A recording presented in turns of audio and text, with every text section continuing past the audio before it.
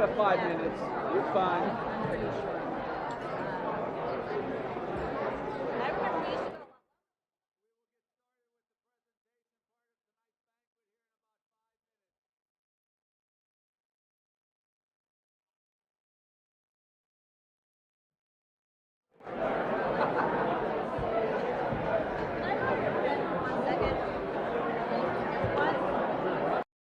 Good evening and welcome to the 41st Annual Indiana County Sports Hall of Fame Induction Banquet. My name is Doug Steve and I am the President of the Hall of Fame Board of Directors. We have 3 businesses that have stepped up to be sponsors of tonight's banquet: Colonial Auto Group, Force Turf Solutions, and Bowman Land Surveying. I'd like to thank CJ Spadafora, Brian Force, and Scott Bowman for their tremendous support of the Indiana County Sports Hall of Fame. At this time, I'd like to recognize the other Hall of Fame Board of Directors: Vice President Pat Snyder, Vice President Media Relations Tony Cacagna, Secretary Tony Satil, Treasurer Vince Curran, and other board members John Bomboy, Scott Bowman, Matt Berglund, John Buzovicki, George Karoff, Vince Seltniks, Ralph Craig, Ab Dettori, Chuck Glasser, Brian Ingalls, Jim Clapp, Darla Matthey, Kathy Newquist, CJ Spadafora, and Cullen Stokes. A special thank you goes out to Tony Cacagna and Darla Matthey, who have put in many hours to make this banquet so special. Thank you. I'd also like to thank Gazette sports writer Matt Berglund for the great job on the articles he wrote during the week on the inductees. Job well done, Matt.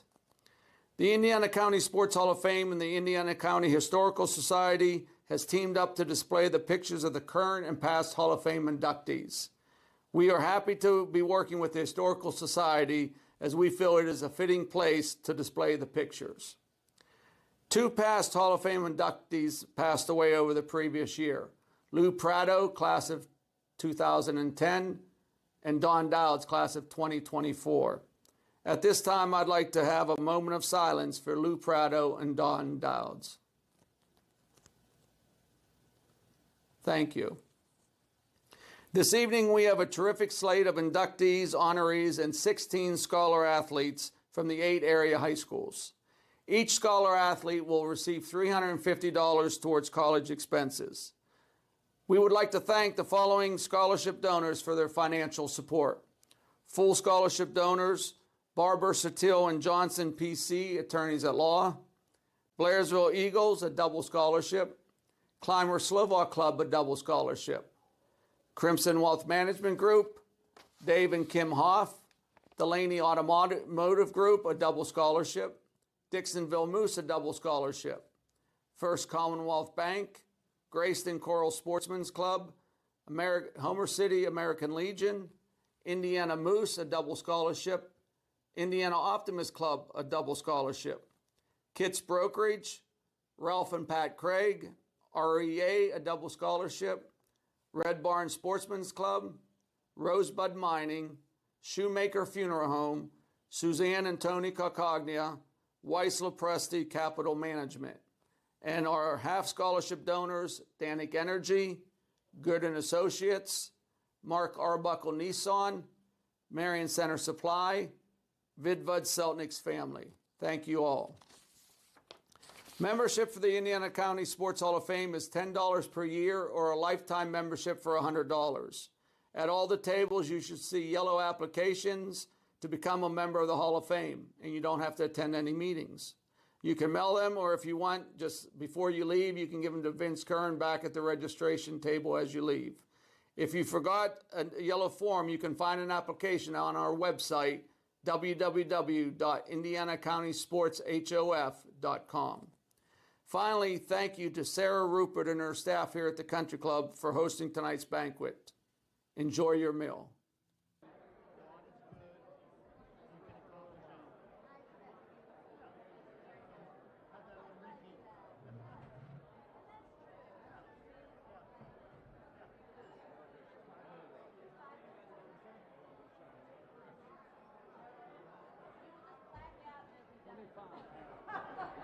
$25 plus the special honoree. Yeah, I got you. I'm actually very strong, so I got you.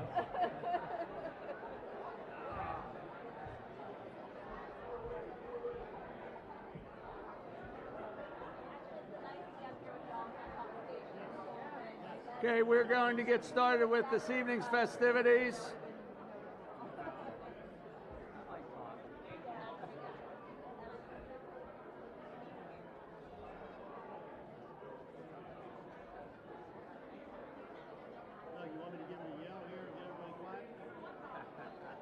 Okay, we'll get started here this evening. Before we get going with our full part of the evening, how about a round of applause to the Indiana Country Club staff for another great dinner tonight.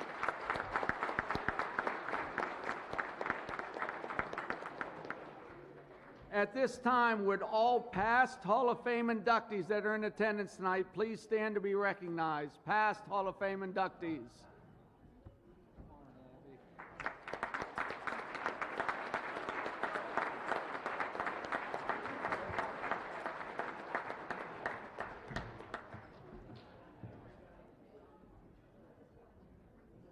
At this time, we're going to recognize our honorees this evening. Any Hall of Fame Board of Directors, if they can come up and help Pat Snyder over here handing these out. We'll start our 2025 honorees with Bo Bartleball IV.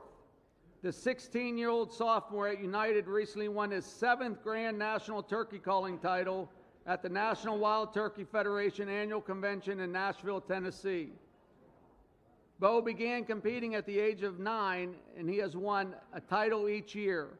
He has 4 junior wins, 3 Polt category wins, and a team and friction title in addition to 9 Pennsylvania Youth Championships and 1 World Championship. Bo Bartleball IV.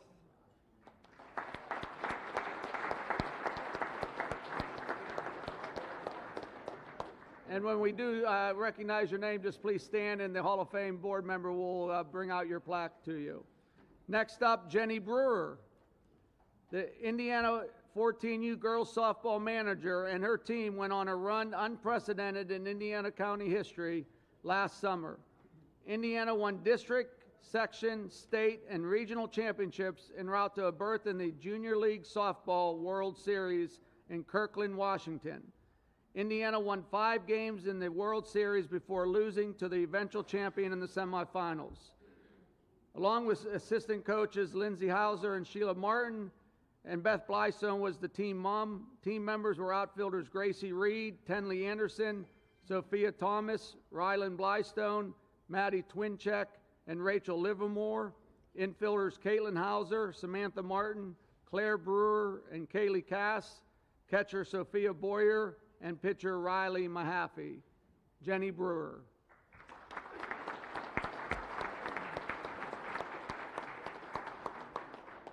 Landon Cook.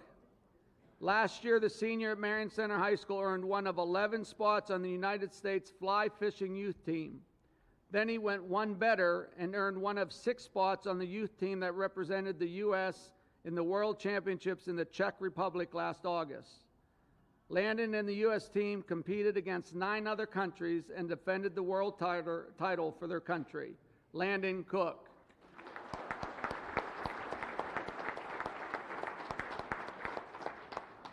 Dylan Depp. The Penns Manor Junior emerged as one of the top football players in the county as a sophomore. Then last year as a junior, the 5'9", 190-pound middle linebacker led the state in total tackles with 203 and was an all-state first-team selection. Dylan Depp.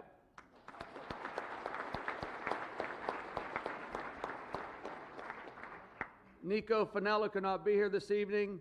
The Indiana High senior holds the school's career victories record in wrestling with 152 wins against only 18 losses in his 4-year career. He also holds the record for career pins with 81. Nico qualified for the state tournament all 4 years during his high school career and brought back 3 medals. In addition, he is a 3-time WPIAL section champion, a 2-time WPIAL champion, and won the West Region Championship this past season. Nico is a three-time NHSCA All-American with 6th, 3rd, and 2nd place finishes on the national stage. He plans to continue his education and wrestling career at the University of Pittsburgh. Nico Finella.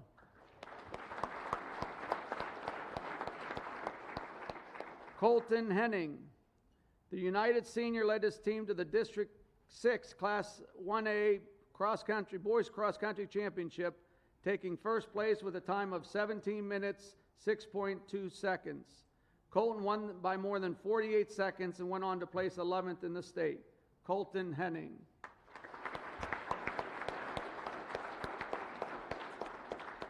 Josh Henning. The United cross country coach in his first season led the Lions to the District 6 Class A championship and a berth in the state meet. United topped Marion Center by 24 points and placed 11th in the state. Team members were Colton Henning, Matthew Beaver, Luke Shepler, Dallas Pierce, Kendon Tomlinson, Garen Fisher, and Hayden Hill. Matthew finished 3rd at district and Luke placed 9th. Josh Henning.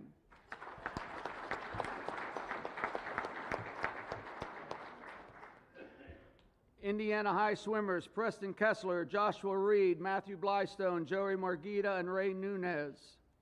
Indiana's dynamic quintet claimed the WPIAL Class 2A team championship, fell 1 point shy of repeating as the state team champion, and combined to claim 4 state championships. Preston, a senior, won state titles in the 200 freestyle in 1 minute, 37.82 seconds, and the 100 freestyle in 43.38 seconds, raising his individual total to 7 PIAA golds over the course of his career.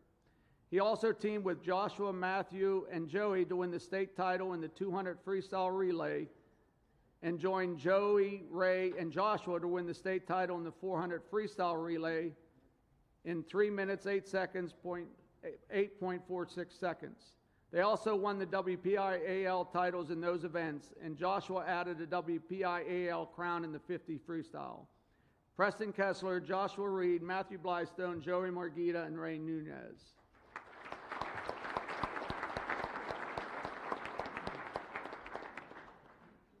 Peyton Scott could not be here this evening.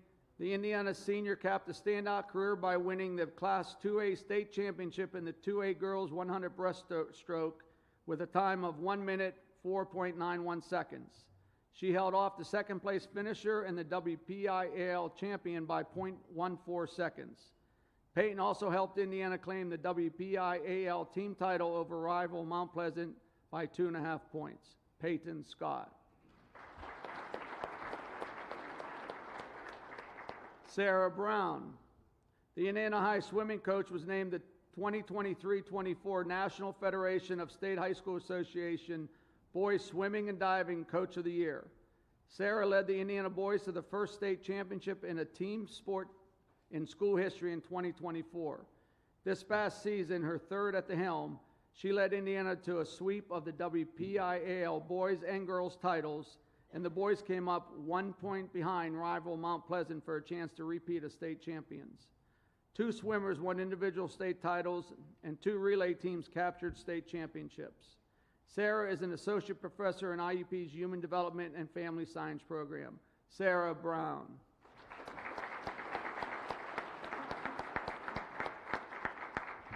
Steve Klein could not be here this evening. The IUP baseball coach led the Crimson Hawks to the NCAA Division II College World Series for the first time in school history last summer.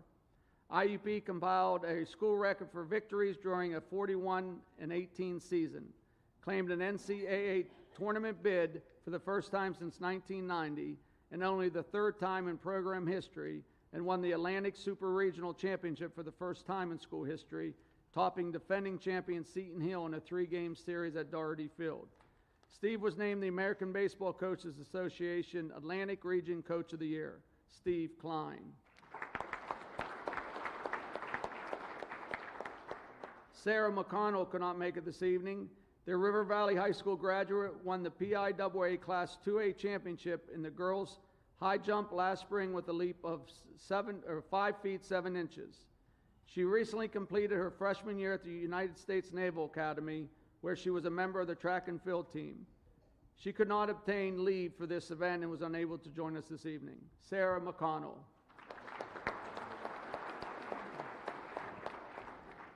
Lisa Nelson. The Purchase Line Junior High girls basketball coach led her team to the Pennsylvania Middle School Championship in March. The Red Dragons compiled a 20-0 record in the regular season and finished 7-0 as a travel team, which consisted of the same players. In the state tournament and snowball battle tournament in Mount Pleasant, team members were Mariah Mountain, Audrey Byers, Michaela Strong, Carly Moyer, Julietta Schneider, Reese Mahaffey, Julie Matko, Annika Brooks, Rachel Johns, Leah Nelson, and assistant coach Audrey Mahaffey. Lisa Nelson.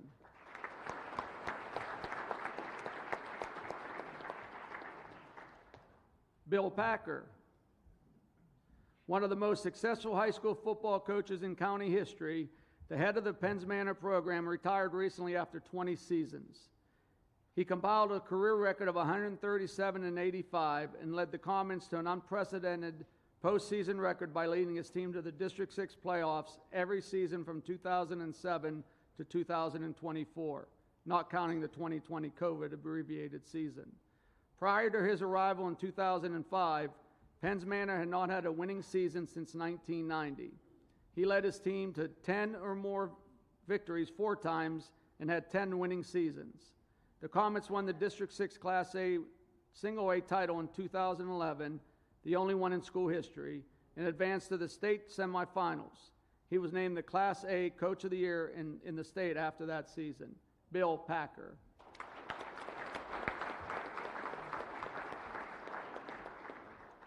Ava Perschetti.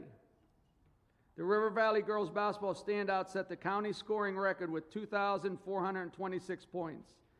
She eclipsed the previous record of 2,333 points, which was set 37 years earlier by Marion Center's Mindy Young in a win in the District 6 Class 3A playoffs in February. She finished her career with She finished her senior year with 679 points, capping a career in which she scored more than 600 points twice and more than 500 twice. The 3-time All-State first-team selection has committed to continue her education and basketball career at Division I Richmond in Virginia. Ava Perschetti.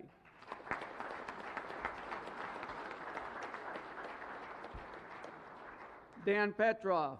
Dan could not be here tonight as they're preparing for their playoff game tomorrow. The Indiana High baseball coach led the team to appearances in the WPIAL and state championship games last spring. Indiana got hot in the playoffs during a 16-10 season and carried the momentum into this spring, starting 13-0 and taking a 19-1 record with 6 straight wins into the postseason. Indiana opens the WPIAL Class 4A playoffs tomorrow as the top seed, and they take on Ambridge at 7 p.m. at Gateway. Dan Petrov.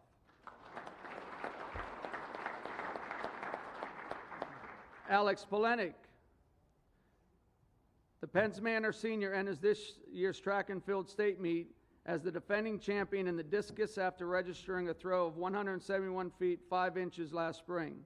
He finished second in this shot put at 55 feet 8 inches last spring and is the top contender in that event.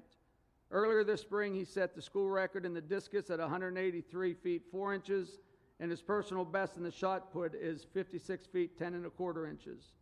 Alex has committed to continue his education and track and field career at Division I Bucknell University. Earlier this week, Alex became a 4-time District 6 champion in the discus with a throw of 183 feet 4 inches and a 3-time district champion in the shot put with a throw of 55 feet 9 1/4 inches. He holds the district record in both events. Alex Polenic.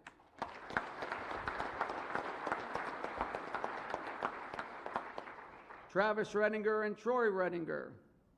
Lifelong bowlers at Mohawk Lanes, the brothers from Indiana pulled off an impressive feat in January, with each rolling a perfect game on the same night during competition in the Township 10-Pin League for the T&R Signs and Designs team. Travis 46 and Troy 41 became the first siblings to roll 300 games on the same night at Mohawk Lanes. Travis has bowled 14 perfect games during his career, with the first coming in 2011, and Troy has bowled 9 perfect games, with the first coming in 2003. The brothers estimate they rolled about 1,000 games together before coming up perfect on that same night. Travis Redinger and Troy Redinger.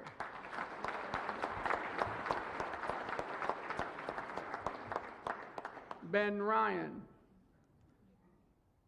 a senior on Indiana High's baseball team that played in the WPIAL and PIAA championship games last season. The third baseman and pitcher batted .452 with 33 RBIs and 10 home runs, including 2 no-doubt blasts at Penn State's Medlar Field in the state championship game. A heavily recruited prospect, he moved on to the State College of Florida Manatee, Sarasota, and compiled a .314 batting average with 46 RBIs and 8 home runs, with a .428 on-base percentage and a .566 slugging percentage on a team that finished 37-21. Ben Ryan.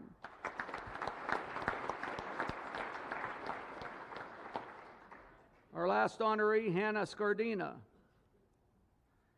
The Indiana High School graduate wrapped up her IUP women's soccer career by earning the Pennsylvania State Athletic Conference West Division Athlete of the Year Award. The forward holds the distinction of being a 4-time All-PSAC first-team selection, a feat accomplished for only the 2nd time in school history. Hannah ranked 5th in the PSAC with 11 goals, led the conference with 5 game-winning goals, and totaled 26 points in 17 games played. She closed her career in 5th place in program history for career points with 92 and career goals with 39. As a senior, she helped lead IUP to an 11-3-4 record and appearance in the NCAA tournament for the first time in 15 years. She also earned recognition on the Division II Conference Commissioners Association All-Atlantic Region 2nd Team and the United States Soccer Coaches Division II World's All-Atlantic Region 1st Team. Hannah Scardina.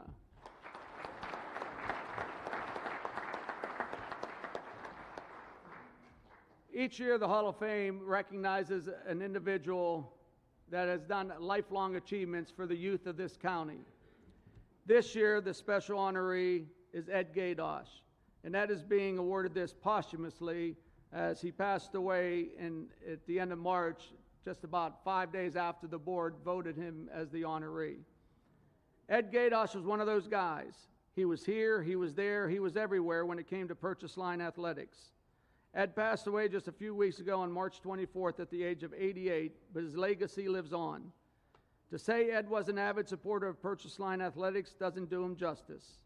He organized countless events and participated in numerous fundraisers, and there were a few Purchase Line football or basketball games he missed during his lifetime. A 1954 graduate of Green Township High School, the forerunner to Purchase Line, Ed stayed true to his hometown and helped elevate his community over parts of 8 decades of service. His commitment began as an athlete, continued along with his wife Patricia as parents of 3 children, and remained strong even after his kids graduated. A lot of people pay their dues while their kids are there and then fade off. He never did that. He was even more involved after we were out, said older son Eddie, who Eddie is here today to accept on his dad's behalf. He was one of those characters that kept doing it after his kids didn't play anymore.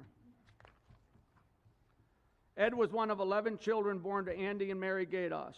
Like many of the fine athletes of his era, Ed forewent college and attended Westinghouse Apprentice School. He enjoyed a long career at Penelec, where he worked as a welder until he retired in 1995. That was a fitting profession for a man who did so much to help craft a successful athletic program. He was an ultra-active member of the Purchase Line Sports Boosters and was inducted into the Purchase Line Red Dragon Foundation Hall of Fame in 2011. He attended many of those banquets to support his brother Mike, as well as friends and colleagues for their inductions. Ed and his friends, some of them among the top referees in Pennsylvania, never missed the state championship football games. At District 6 events, Ed might have been the gentleman taking your ticket. For 30 years, he was a fixture on the sideline at home football games, holding the down marker on the chain gang. Then one night, the crowd watched in horror when Ed was bowled over at the end of the play on the visitor sideline. Eddie, calling the game on the PA system, watched from the press box on the opposite sideline. He was pretty elderly, but he got up and was walking around okay, Eddie said. He told me that night, it might be a good thing holding that number. It might not be a good thing holding that number. Is there room for me in the booth? Most notably, perhaps, Ed helped organize the Purchase Line Club Basketball Tournament, which continues today as the longest running regular season tournament in the county. Ed and his friends came up with the idea in 1976 during a treacherous trip through snow to Johnsonburg for a holiday tournament. Well, the team stayed overnight. It was the first PL team to spend a night away from home. Most fans traveled back and forth in the white knuckle conditions. He was president of the Lions Club at the time, and he approached them in the idea of sponsoring a home tournament. They said that they had no idea how to do it. No matter, Ed and his friends knew what to do. The first tournament tipped off the following season. It has been played every year since but 3, including the pandemic season in 2020. The 43rd edition was held in December, and it was the first one Ed missed. He always said sports gave everybody an outlet to do stuff. Rich or poor, you could play. He always thought sports was the big equalizer. This evening, we add another chapter to Ed's legacy with the Indiana County Sports Hall of Fame's Lifetime Achievement Award for his dedication to youth sports and young athletes. He'd be tickled, Eddie said.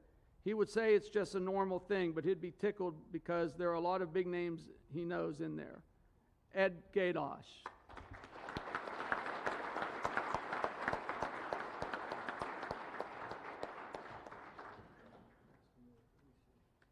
Would Eddie stand up so we can give you your plaque? Where's Eddie at? There he is in the back.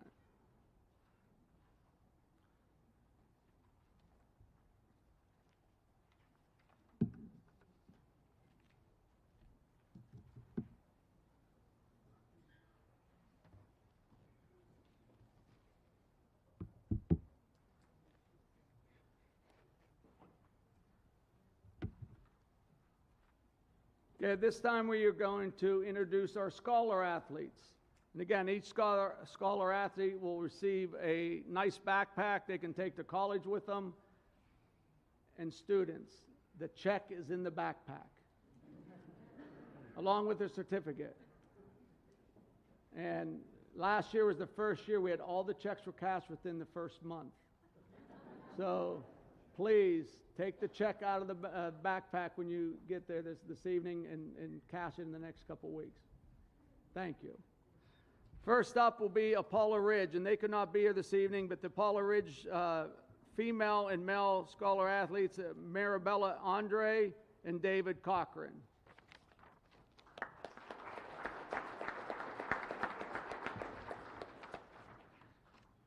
Next up will be Homer Center. The female scholar athlete is Ava King.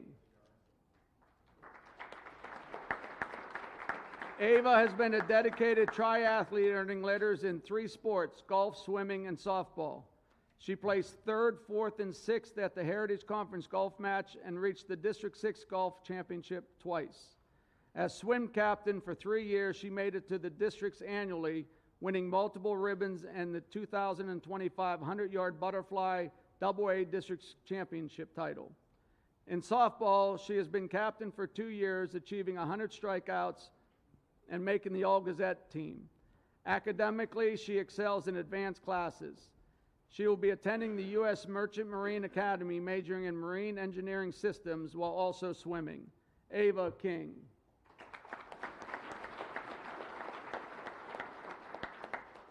Also from Homer Center, Braden Dunn. Braden is a senior at Homer Center, a Magna and Summa scholar with a 4.0 GPA. He has participated in football, basketball, and baseball. Braden is a 4-year letterman in football and baseball and a 3-year letterman in basketball. He was named Player of the Week for football in his junior and senior years. Braden was named All-Conference for baseball during his freshman and junior year. He recently achieved a milestone of 100 hits for baseball. Braden Dunn.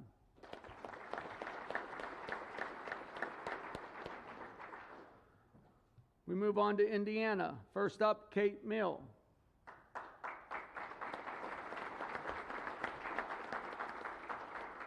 Kate has excelled both academically and athletically throughout high school.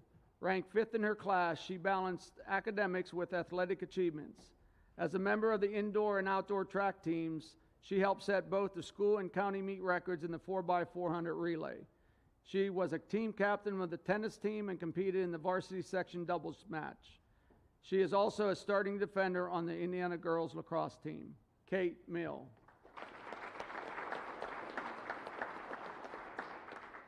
Tuscan Blystone.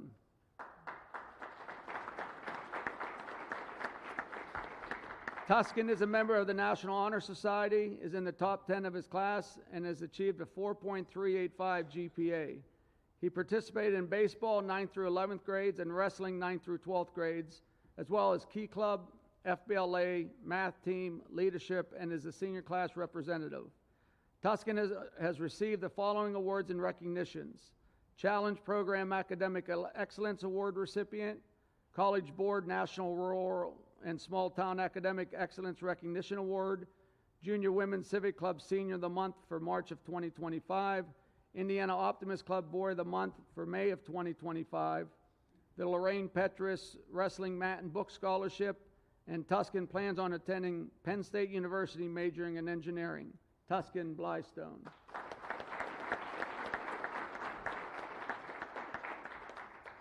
And before we go to Marion Center, just the students wrote their own little bios on themselves, so these are in their own words right here.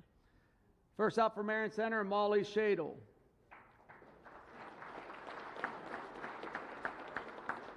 Molly has been a multi-sport athlete throughout high school. In volleyball, she was a 4-year varsity letter winner, team captain, all-district and all-conference honoree. She surpassed 500 career digs and was a 2-time junior nationals competitor. In basketball, she earned 4 varsity letters, captained as a senior, and helped secure a district title and state runner-up finish. She also contributed to a conference championship track team. Molly will continue playing volleyball at Penn State Harrisburg. Molly Shadle.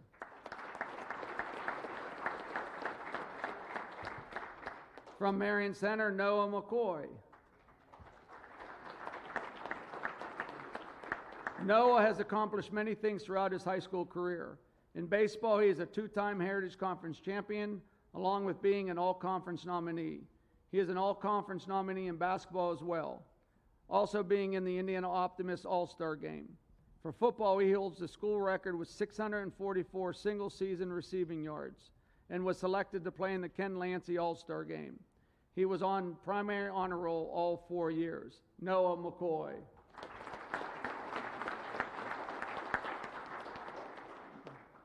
Now, the Penns Manor, the 2 honorees could not be here this evening. It's their senior class trip. First up for Penns Manor, though, is Summer Fennell. Summer achieved distinguished honors and lettered in basketball, softball, and volleyball throughout high school. She was crowned the 2024-25 Homecoming Queen. She qualified for the FBLA State Leadership Conference in Hershey all 4 years of her high school career. In basketball, she won the 2023-24 Heritage Conference Championship, reached the Heritage and District 6 championships her senior year, and advanced to the state semifinal game. Summer was also a captain of the basketball team. Summer's high school career reflects her dedication, leadership, and all-around excellence. Summer Fennell.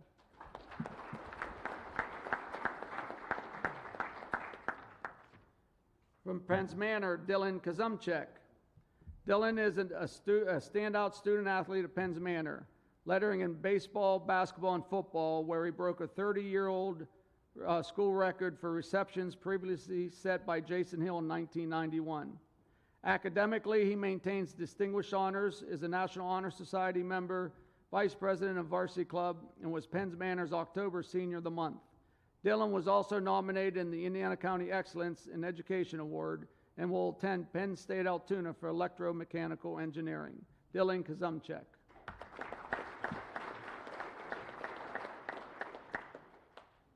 Next up, Purchase Line, Alana Phillips.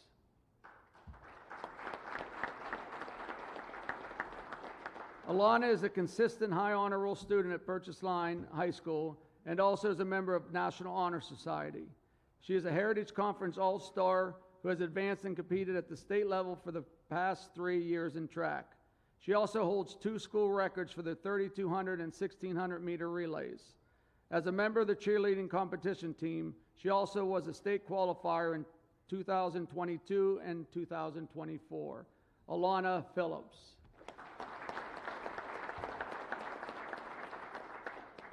Next up from Purchase Line, Jacob Mountain.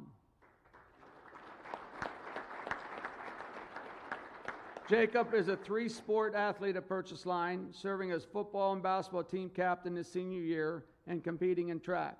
He is president of Student Council and National Honor Society and vice president of the senior class, varsity club, and SAD. Jacob is also active in TSA, FBLA, and community service. He was MVP of the first place Heritage Conference Science Team in 2024 and won first place in the Heritage Conference Robotics Competition in 2025. Jacob Mountain.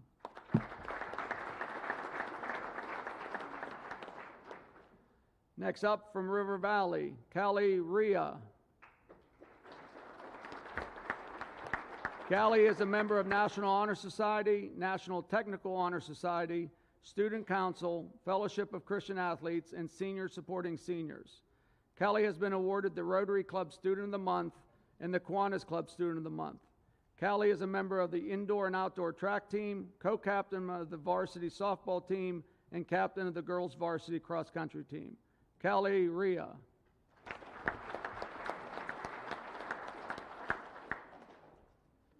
Sam Yanitz.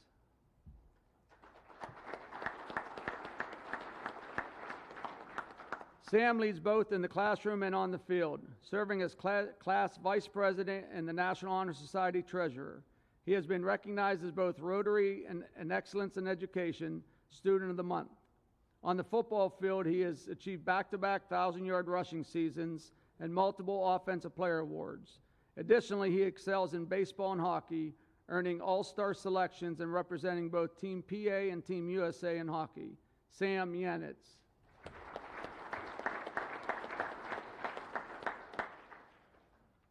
United High School.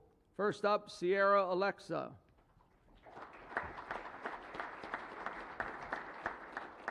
Sierra is the daughter of Stephen and Tara Alexa Vintendale.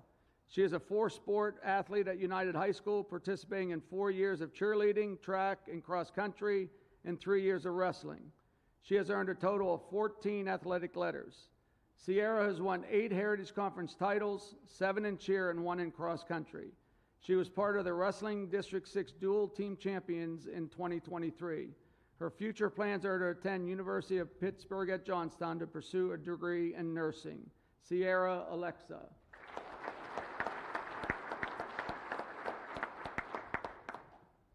Gideon Bracken.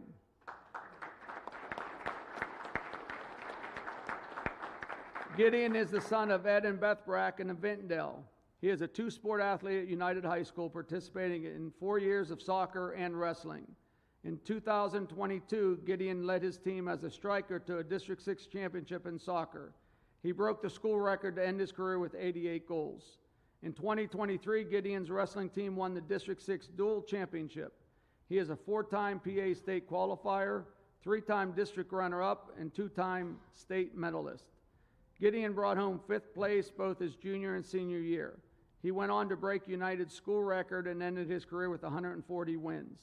Gideon has a 96.4 GPA. Gideon plans to attend UPJ and pursue a degree in mechanical engineering and wrestle at as a mountain cat. Gideon Bracken.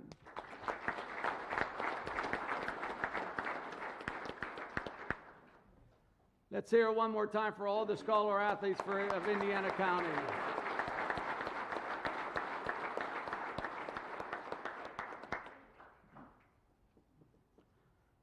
Okay, now is the time we've been waiting for. The highlight of this evening, the induction of the individuals seated to my left and right.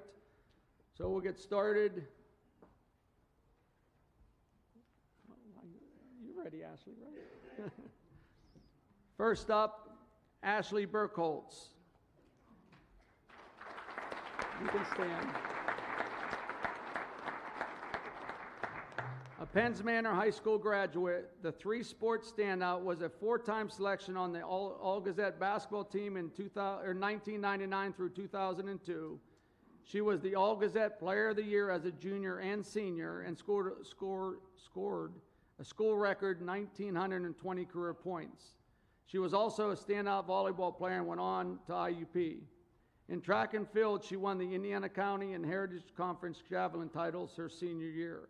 We welcome her induction into the Indiana County Sports Hall of Fame, Ashley Burkholz.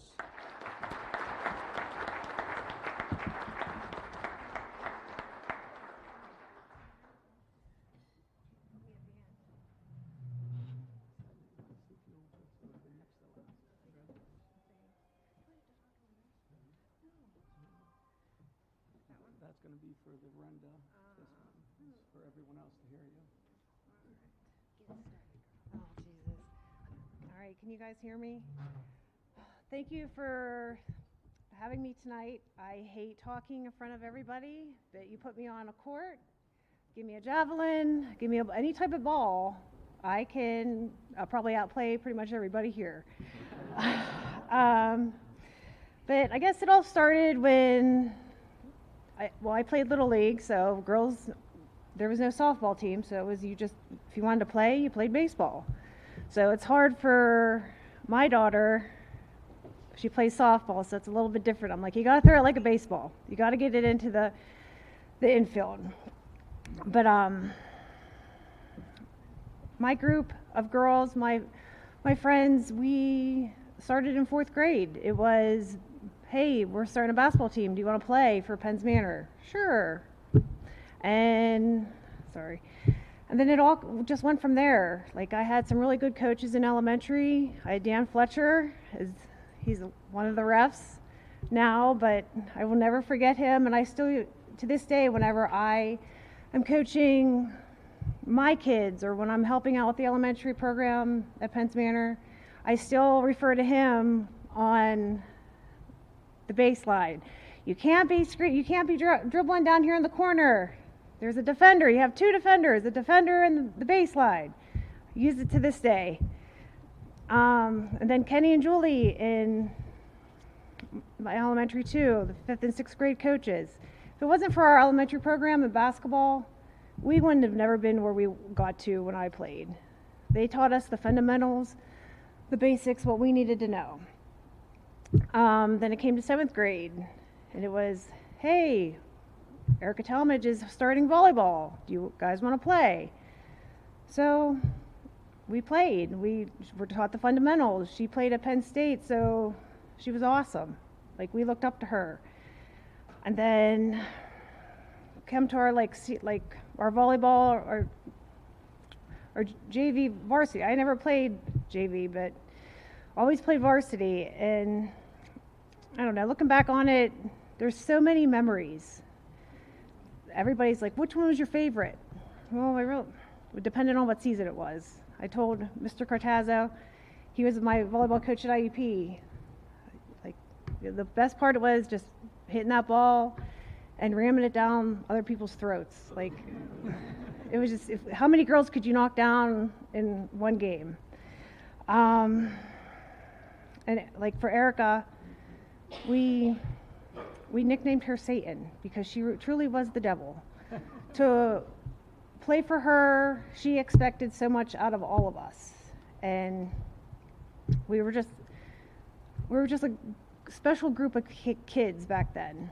When it came to basketball, Kenny was a great coach. He was a friend. Like, everybody, like, we all got along. We were such a small community.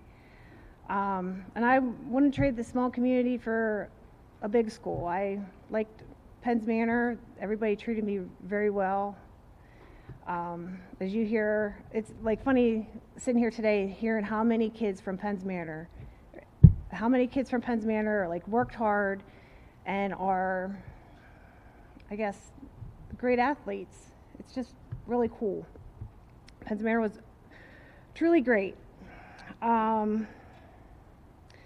As far as being a 3-sport all-state, I hated to lose. I hated being the last person. In basketball, when we were doing suicides, I was always made sure I was the first one. I just very competitive. I'm still competitive to this day. My family, we play basketball at our court. Will say I am the horse champion, like Matt Berglund said in my article. I hate to lose, so I bring back the bank shot. I'll always be a jock my whole entire life, pretty much. I don't know, I hate talking in front of people. But I definitely need to thank my mom and my dad. If you can remember, whenever I was growing up and my dad was sitting in the stands, I would get screamed at. Bad. And I would give him the look like, shut up. But if it wasn't for my dad screaming at me, I probably wouldn't be as good as what I am. And I definitely have some of his genes, because at one point in time he held the record at Penns Manor for the most points. I hold it currently. It's really cool to see, to see all this stuff in front of, I don't know. But I don't know, it's hard to say what sport was the funnest. I mean, everything was fun. We broke records. It was the first time that, we went so far for volleyball. It was the furthest we went. Basketball, same thing at that time. Track, it was just go out and throw the stick, see how far we can throw it. And here I was, 3 out of 4 times, made it to states. So it was pretty cool. You look back on everything. I don't know. There's just so many different things. Joke around. I see all these faces tonight of the past referees. The joke earlier was, I would have made over 2,000 points if it wasn't for some of those refs. But thanks to everybody. It was really great. Thanks for being here. My mom and dad, thanks to my coaches, and thanks to the Gazette for all the years that I played and all the articles and the photos. I definitely look back at my scrapbook and there's so many pictures. I have piles of pictures and articles. Thank you to the Gazette. Just at one point in time, and I was one of you guys 23 years ago. Never thought that I'd be up here, but it's definitely cool. I know it's boring, trust me. But you'll get through it. But thank everybody for this honor. So.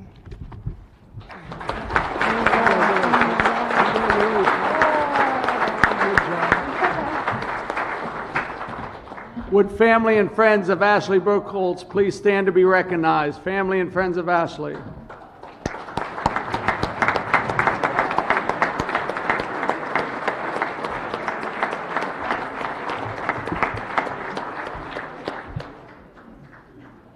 Next up, Frank Garitano, an Altoona High School graduate who has spent his adult life in Indiana. He has been involved in athletics at various levels for nearly 50 years. He is best known as one of the top PIAA officials in the state. In 45 years, he has officiated 17 state championship contests and 54 district championship contests in football, basketball, and track and field, including all 3 in the same year. He has also served as Indiana County Youth Legion baseball president since 2001. At Shippensburg University, he was an all-conference selection in football and baseball. We welcome his induction into the Indiana County Sports Hall of Fame, Frank Garitano.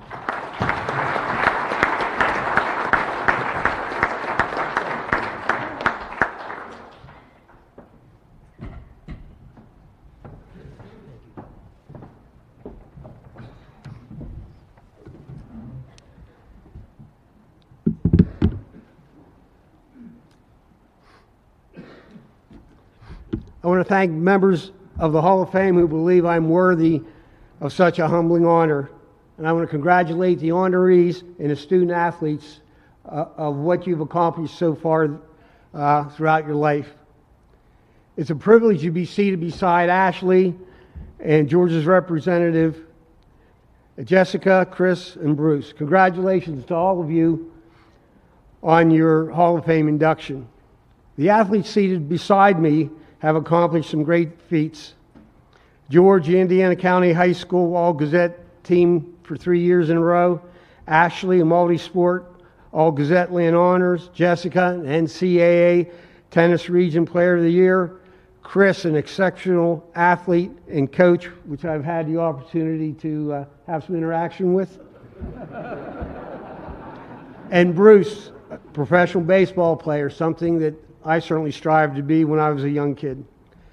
I believe I was inducted into the Hall of Fame, or being asked for this year, to kind of increase the average age of the class, so I appreciate that.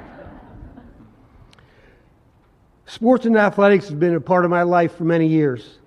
The excitement of making my first Little League team to officiating numerous high school events at the highest level never gets old. Growing up, the goal was always to win the game, to win the championship, be number one. It was a kind of a destination, someplace you wanted to be. The end point of all your hard work. However, as I look back at my career and think of my numerous accomplishments, the destination is not nearly as important as the journey. Let me explain what I mean. The journey is what happens along the way to the destination. I've learned many things in my journey.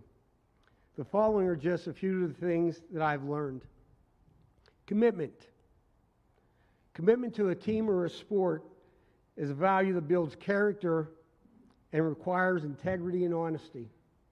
To be committed to your fellow teammates is your way of saying, I have your back, and I'll be there at every practice and every game. I found that commitment fosters trust and respect among teammates and coaches. Commitment also requires courage. It often involves making difficult decisions and speaking uncomfortable truths. It is easy to tell people what they want to hear. It is much more difficult to tell them what they don't want to hear. Commitment is also a guiding moral compass to me. There are times when what you want to do is not the same thing as what you should do. By being committed to a team or an ideal makes it easier to do the right thing. I believe the sense of commitment that I learned through athletics has served me well in my professional life as an educator. Commitment also fosters relationships. And relationships provide a sense of self-worth. It's the reason why we have family dinners and R&R with friends. I believe relationships can be characterized as either acquaintances or friends. And if you think of a large circle, you have many acquaintances. People that you come across from time to time, whether it be through your professional life, through church, through activities. People that you can sit down and say, yeah, how's the weather today? What's going on throughout your day? In a smaller circle, within that circle of acquaintances are your friends. Friends are people that you can count on. Friends are people that you can go to, ask for advice, and talk about items that need to be addressed throughout your life and their life. I'm very fortunate where my circle of acquaintances has grown very, very large throughout the state due to my commitment in athletics, as well as my circle of friends has also grown very, very great due to my time in athletics. When I think about that, I look out today and I see the friends, my friends that are out here today. You have the Lou's and the Keys and the Tonys.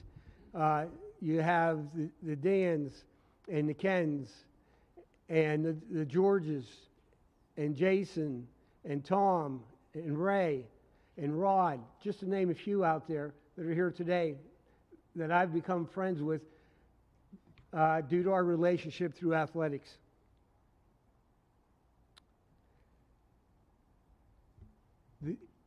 And these people that I talk about, these friends that I talk about, are considered my family of athletic friends. And family is very, very important to me.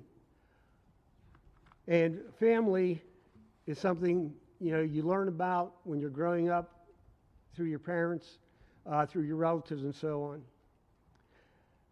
The family for me, my family, has provided support, have provided motivation and encouragement, and at times a sounding board. And I'm very blessed to have such a supportive and loving family. And the thing of it is, you never leave home without them. And today I have some of my family members with me. My mom and dad, who have been deceased, were always there for me. They followed me from junior high through high school, through college. I don't think they missed a football game that I played from junior high on. Very, very fortunate for their support. Also here today is my brother-in-law and sister-in-law, Jeff and Janice, and they're from the Blair County area. And what's nice is when my older son and I officiate basketball games in Blair County, specifically Hollidaysburg, it's nice to see their face in the crowd, because I know not only are they there cheering for Hollidaysburg, but I'd like to believe they're also cheering for the officials from time to time. So, thank you. My niece, Leah, and nephew, John, athletes in their own right. I was very fortunate to watch them grow and participate in sports, and just being part of a great and loving family. My sister, Joan, was always supported from the time I was very young, and her late husband, Milt, would come to my summer league baseball games, high school football games, and even college games to support what I was doing. So thank you for being here also. My brother, John, and his wife, Debbie, very supportive also. John and I grew up together, only being a year apart, and very competitive with one another, and played many sports. When I started playing at junior, senior high school, John was there as a student trainer, and in fact followed me on to Shippensburg University, where he became a student trainer and was there not only for support, but also as a sounding board when needed. So thank you very much. My two sons, Chris and Michael, I had the opportunity to coach Chris in baseball and Michael in football once I became a school administrator and could no longer coach. And it was a joy to watch them participate in high school baseball, football, and track and field. With their love and dedication, they certainly helped me grow as an individual. And last but not least, my wife, Cindy.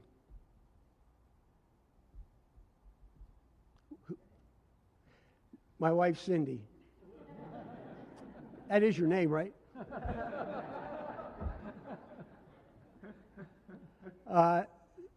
Cindy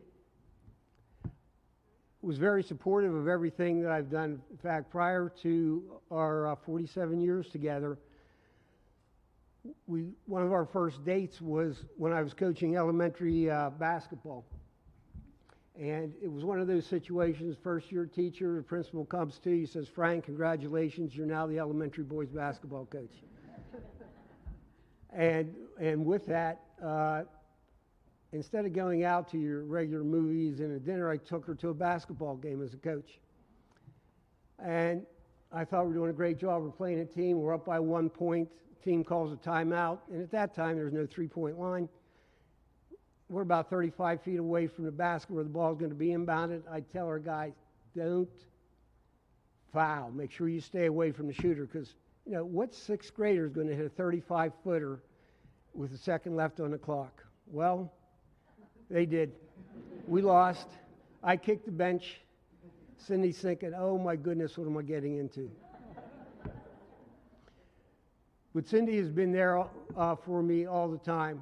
She raised the kids. She made sure they got to the practices on time. She made sure they got to the games on time. and she provided tough love from time to time for the kids. So, Cindy, thank you very much on that. And the one individual, the family that I skipped, and I apologize for that, is Chris's wife, Carrie, who not only supportive of Chris, but supportive of her family and we as officials as we move forward. So again, thank you for all the family members for being here. I'm going to finish with just 2 items. One, I've always loved the adage that people will forget what you said and they will even forget what you did. What they will never forget is how you made them feel. It's wonderful to be a recipient of this feel-good moment. I hope that throughout my career as an educator, as an athlete, that I'm able to make people feel good. It will be even better if I can help someone feel the way I did this evening. And one last item is a little story about, is there athletics in the afterlife? Well, if you remember just a few years ago, they had a celebration of the Immaculate Reception, 50 years, Frank O'Hare's. For those of you who are my age and just a few years younger, you certainly remember that. For you young athletes over here, the Immaculate Reception happened in the 70s. It was when the Pittsburgh Steelers were playing Oakland in a playoff game, and at that time, the offensive team could not touch a pass consecutively. So it was thrown to one receiver and caught or touched. It could not touch another offensive receiver. So during the game, Bradshaw throws a pass, and it's deflected. Frank O'Hare catches the ball before it hits the ground, scores a touchdown. Steelers win the game. They're in the playoffs. Well, now in the afterlife, John Madden and Frank O'Hare are having a discussion. And John Madden, great Oakland coach, great announcer, is using his telestrator and showing different camera angles and saying to Franco, that ball hit Frenchie Fuqua, who was a Steeler receiver downfield. Franco is saying, the referee who only makes actually good calls and better calls, that the referee didn't make a call. There was no flag. And John Madden is showing different angles, and Franco keeps on saying to him, it's a touchdown. We won, you lost. So they keep talking about that, and Franco finally says, you know, John, when Frenchie passes away, we'll ask him if it hit him, because till this day, Frenchie Fuqua has yet to say whether that ball hit him. And Franco says, we'll ask Frenchie when he gets to heaven, and then we'll have an answer. And John Madden says, well, what happens if he doesn't go to heaven? What happens if he goes to hell? Franco says, well, in that case, John, you can ask him. Thank you. Have a good evening. Good job. Congratulations. Thank you. Family and friends of Frank Garitano, please stand to be recognized.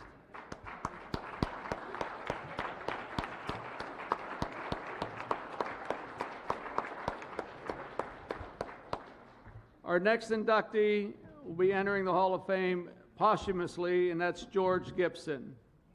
A rare 3-time All-Gazette basketball team selection in the 1970s, the Purchase Line High School graduate led the area in scoring each season as he was a varsity player. A 6'8" center, he averaged 24.4 points per game over his 3-year career and scored 1,672 points, which was the Indiana County record at the time of his graduation. And he also grabbed 1,190 rebounds. He died in 2019 at the age of 63. Here to receive the award on his dad's support there is his son, Cody Gibson. And go ahead.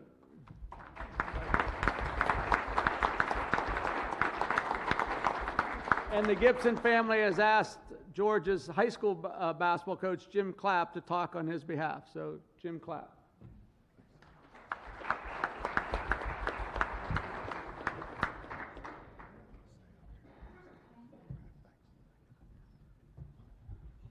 Doug told me already there's a trap door under here. If if I talk too long, I disappear.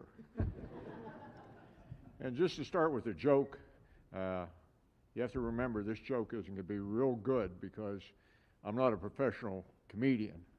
But an old fellow one time asked me, yeah, you're laughing already because I'm an old fellow, okay?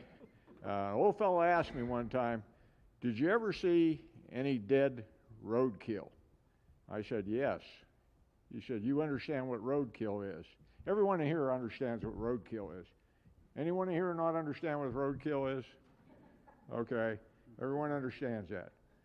He said to me, did you ever see a dead crow or a dead raven as roadkill? And I said, I don't think I did. He said, do you know why?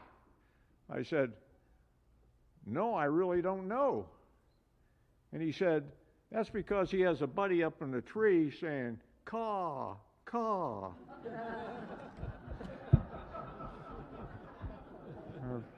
Forgive me for that. Like I said, I'm not a professional comedian.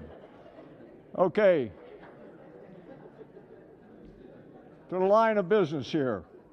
George Gibson, 6'8", averaged 24.6 points per game in his career, 16.8 rebounds per game in his career. This was a long time ago, back in the 70s. 74, he graduated, all right? He was one of the best players I ever coached. And one thing you can't coach is 6'8". I don't care how hard you try to make that 5'6" kid 6'8", you can't do it. But George was really not only a great player, he was unselfish. He always said to me, remember, coach, make sure you get the bench in. Most games, George, it was lucky if he played 2 quarters or 3. And because most games were winning, by 20 or 30 points. And there was no mercy rule then. And some coaches back then didn't have any mercy. But I believed in mercy because I knew the kids on the other team were working as hard as my kids were working. And I did need to rub it into them. And George was that kind of person too. He was unselfish, and he was a special player. Not only a great player, but a special player. I look back and I think about it, and George is probably up there now. He's saying, Coach, don't say too much about me. That's the kind of person he was. And he would say, come to the bench and say, you think you ought to get the subs in? And we'd get them in. And I can remember one game, we had some players that were on a team, and they loved to be on a team, but they thought they were rugby players. And that's understandable. But I remember we had this one player. We wanted him to score so bad, we put him at the other basket on offense all the time. And we'd get the rebound and throw it down to him. After 3 tries, we finally got him to score. And the bench went crazy. It went crazy. And one thing I remember from coaching was my mother told me when I became a teacher and a coach to treat your players and your students like they're your own kids. And I always tried to do that.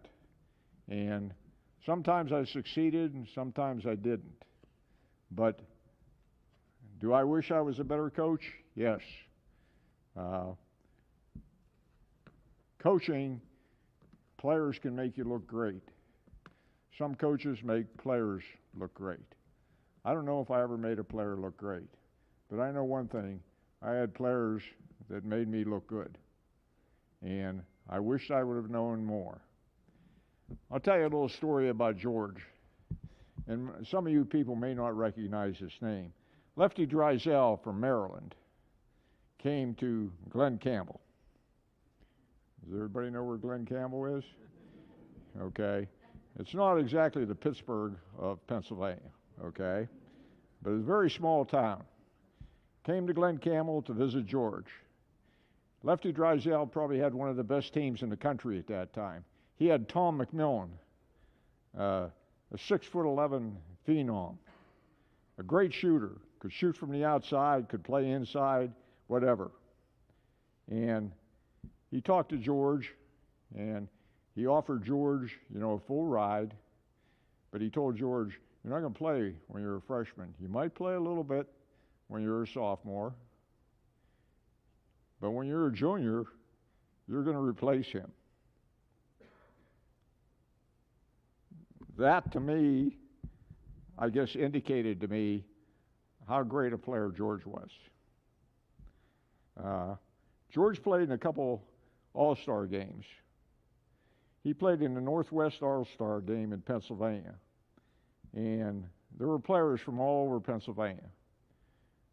One player was Pat Cummings from Johnstown. He was 6'10", later went on to play in the NBA, and was a pretty good player in the NBA, and George got MVP in that tournament. Again, telling me how good he was as a player. Our regular season, his senior year, we finished 21-1, the best in the school's history. We lost one game to Andy Pahach at Laurel Valley, who I really respected as a coach. He told me a lot about coaching, and he taught me some things about coaching, and I listened. But the day before, George's dad had a heart attack, and I called Andy up and I said, let's cancel the game, let's move it to another day. And he agreed, but George's dad said, no, we're going to play. So we played that night, went through the motions, lost the only game. And was it because of that? I don't know. It's hard to tell. George scored 17, had 18 rebounds. That's not a bad night for most players. But the rest of the team was affected. And one thing about the rest of the team is they supported George. They knew if we were going to win, they knew who had to have the ball. Was there any jealousy? None. None whatsoever. George would play his 2 quarters or 3 quarters. And you have to remember, he scored 1,700 points almost in 3 years. Averaged 24 points a game in 3 years in his career. Averaged 16 plus rebounds in 3 years. I said, well, do I wish I was a better coach? I don't know. Maybe I should have played George more, even though he didn't want to. Maybe I took him out too early, even though we were winning by 30. A lot of the sports writers at that time compared George Gibson to a player from Portage. Some of you older folks probably won't know his name. You younger kids won't even know who he is, but look it up on the internet. I'm sure you'll find it. That player's name was Len Chappell. He was a 6'8" player from Portage. He went on to play at Wake Forest and played in the NBA for 10 seasons. A great player. Now, when I think back, and George isn't going to like this, but when I think back, I think, George could have really went on further. But what happened was, he didn't want to go to Maryland, and the coach from Southwest Louisiana promised George to start as a freshman. So George wanted to go there. But what happened, and this is a sad story, when George went there, that coach had left. And the new coach said, this is what we're going to do. And it wasn't what George was promised. So George came home. And he also came home to take care of his dad, who was still sick. That's the kind of person George was. But he was one of the greatest basketball players I ever coached. I really think he could have played in college and excelled. And at 6'8", left-handed, he could handle the ball. He could do a lot of things. But being a coach then at 6'8", I wasn't a real smart coach, but I knew one thing. George was going to stay close to the basket. And that's where I put him. And that's why we won games. And the kids understood that too. So I hope I did justice for George tonight. He probably is looking down, saying, Coach, you talk too much. So I want to congratulate all the athletes up here. I want you younger people to understand, these athletes up here, God did not put their hand on their head and say, you are an athlete.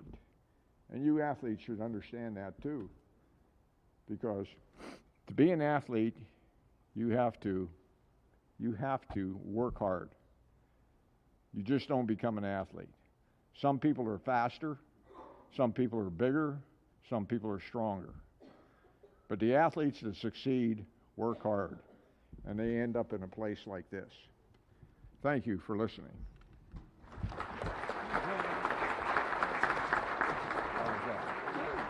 Good. Family and friends of George Gibson, please stand to be recognized.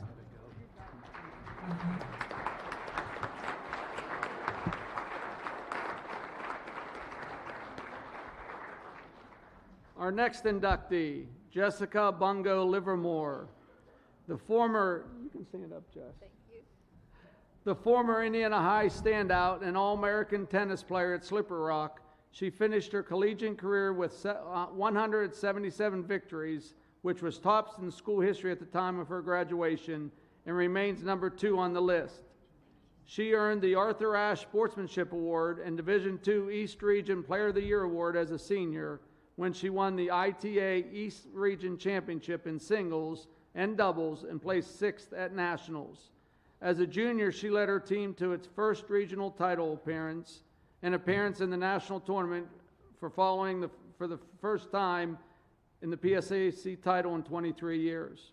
A 4-time All-PSAC selection and PSAC Scholar Athlete all 4 years, she was inducted into the Slippery Rock Hall of Fame in 2014. A 2000 Indiana graduate, she was a 2-time section singles champion and state qualifier and was ranked number 1 in the USTA 18 and under singles in the Allegheny Mountain region in 2000 when she compiled a 28-4 record. We welcome her induction into the Indiana County Sports Hall of Fame, Jessica Bungo Livermore.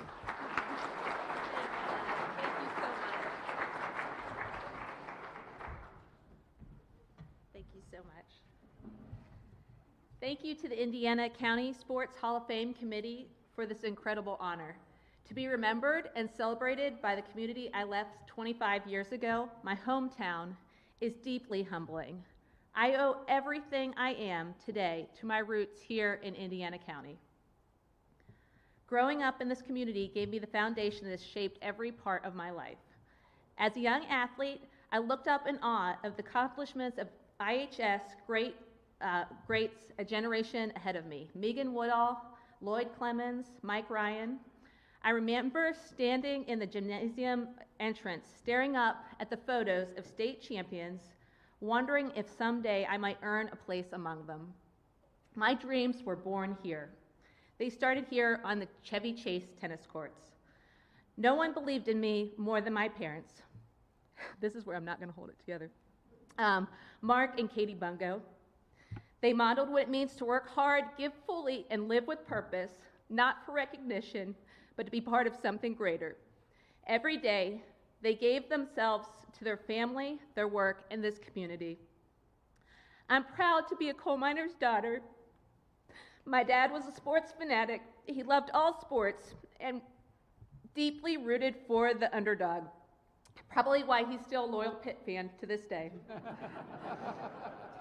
He believed in sportsmanship, that it was better to lose with dignity than win without class. I owe my NCAA Arthur Ashe Sportsman Award to the values he taught me. In the summers, while working 3 shifts in the mines, my dad and I would head to IUP tennis courts and play until the lights went out. We likened USTA tennis to the show Highlander. To improve your ranking, you had to play the best competition, vanquish your opponents, and steal their points, all while protecting your own climb to the top. We traveled every weekend all summer to tournaments across the Middle States region in pursuit of these wins. Dad, as a working mother now myself, I understand how hard you worked to provide for us financially while also supporting me in the pursuit of my dreams. Thank you. My mom wasn't just my biggest supporter, she was also my high school tennis coach, my elementary and high school PE teacher. My mom was always there. I watched her earn her master's in elementary education while I was in high school. She never slept. She took care of everything for us, all while she poured her heart into teaching tennis, shaping not just athletes, but people. For over 20 years, she shared her love of game with hundreds of young people in this community. Many of them would say the same thing: she changed my life. She taught us how to fight, to believe in ourselves, and to never give up, because she never gave up on us. She was a fierce competitor, and still is, always believing we could pull out a match no matter how tough the odds. To this day, I call her every day after work. To have her by my side, not just as my coach and my mom, but my best friend, is one of the greatest gifts of my life. My parents never asked if I had studied or practiced, never questioned if I was ready. They simply trusted me to prepare, to show up, and to give my best. On match days, they were always there. Dad, calm and confident, my mom, unflinching and strong. That trust made me fiercely independent. Their quiet belief in me gave me the courage to live without limits. That belief has stayed with me. Today, as a clinical leader responsible for solving complex problems and guiding teams through challenging situations, I draw strength from that foundation. The confidence, resilience, and determination I carry came from a community that believed in me and parents that never wavered in their support. Mom, Dad, because of you, I have lived fearlessly. Thank you. I love you. And standing right next to my mom was my coach, Phil Palco, calm and steady, the perfect yin to my mom's competitive yang. Even after a full career of coaching IHS girls and boys teams, he continues in retirement at St. Francis's tennis coach. His demeanor never changed, whether the season ended in victory or total defeat. He was simply devoted to the game and his parents. Like my mom, as a varsity and JV coach, he never cut a single player. If you wanted to be part of his team, you were. If you didn't know how to play tennis, he taught you. We all held a special place in his heart, sharing finger hugs through the fence when the court got a little too lonely. In college, I had the privilege of playing for Matt Meredith at Slippery Rock. We took a chance on each other, and the risk changed both of us in Slippery Rock tennis forever. We started our collegiate careers together, me as a rough talent in need of refinement, and Matt as a fledgling coach looking to make his impact on the sport. This legacy goes on as Matt is now recognized as one of the most winning Division II tennis coaches of all time. Coach, thank you for believing in me and what we could build together. He's not here tonight because he's flying with his team to Florida to compete in nationals at the same venue that we did for the first time many years ago. I also want to thank my other high school coaches and teachers who impacted my life in so many ways. Coach Otto Peterson, whose joy for sports and genuine care for his athletes always shone through. His dedication left a lasting mark on my heart. Coach Dave Woodall, who showed me what it meant to train with intensity and purpose. He taught me to be tough and strong and to respect the process of becoming better. Coach Wade McElhaney, who taught me to soar as my high jump coach. Mrs. Joan Frusdorfer, thank you for teaching me how to write and pushing me to write better. Those lessons continue to serve me every day.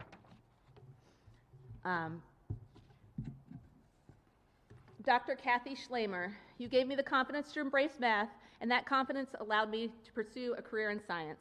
Skip Stiles, your art room was a sanctuary, a place of peace, creativity, and quiet refuge. And to my family, my husband Jordan, and my doubles partner for the past 20 years, you pushed me to be the best version of myself, and you love me unconditionally, even as I perpetually fall short. You're honest, genuine, and brave. You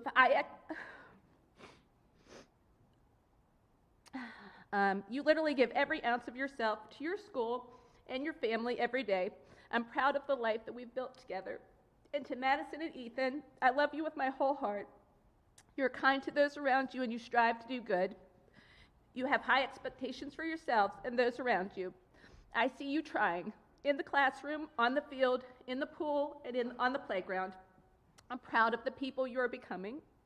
To my children and all the young people here today, happiness is a choice. The glass is always half full.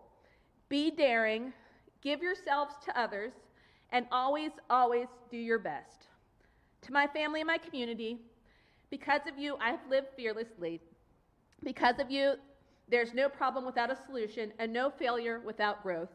Because of this community, I know what it is to be connected, supported, seen, and remembered. Because of you, I became who I am today. Thank you.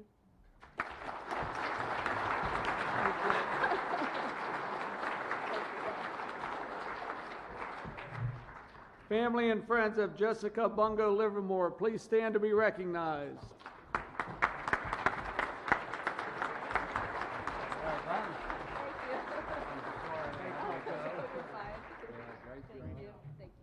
Okay, next up, Chris Matava, a three-sports standout at United High School. He coached various sports at his alma mater and led the Lions to the District 6 title in football in 1998 and was the consensus coach of the year in the area. He played college baseball at Pitt Johnstown, where he went on to coach baseball and track and field, and also coached in the Johnstown Indoor Football League. An avid golfer, he won multiple club championships at Champion Lakes, Pleasant Valley, and Chestnut Ridge. We welcome his induction into the Indiana County Sports Hall of Fame, Chris Matava.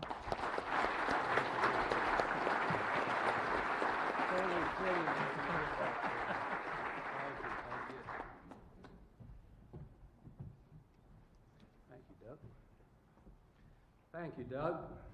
It was very fitting that Mr. Stokes presented me that award. He was a student of mine. He was also an athlete under my tutelage, and he's also a coach beside me, so thank you.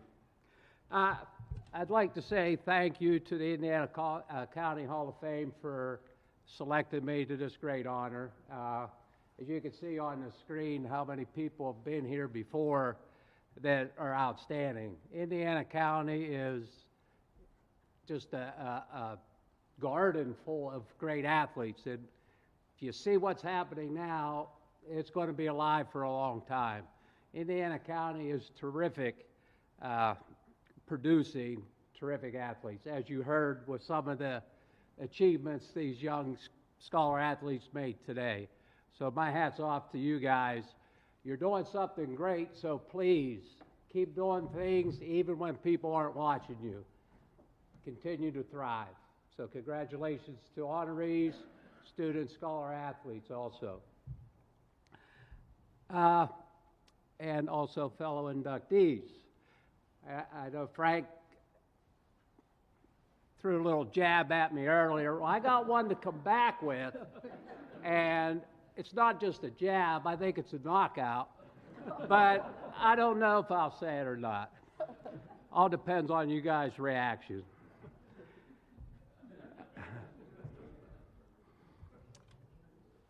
Since I was notified of this honor, it brought back a lot of memories, because I just keep thinking what I did when I was growing up. It took me whole ways back there, and that was a long time ago.